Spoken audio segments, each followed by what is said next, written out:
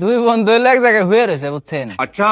এখন এক বন্ধু ঘুমানোর পরে স্বপ্নে দেখতেছে যে পরীর দেশে গেছে গা।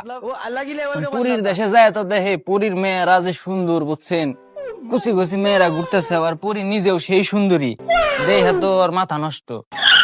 কতক্ষণ পরে দেখে কি এই সেই ভালো ভালো খাওয়ান দাওয়ান পরীগো দেশে।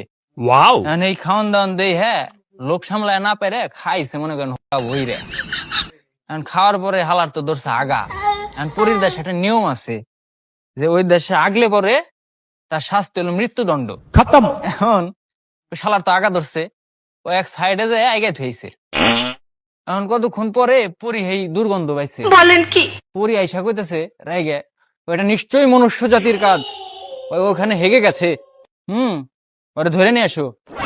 এখন ওই শালার ধরে নিয়েছে, আনার পরে কইতেছে ওই তুই তো এখানে হেগেছিস, তো শাস্তি হলো মৃত্যুদণ্ড, মরার আগে তো শেষ ইচ্ছা কি কহ।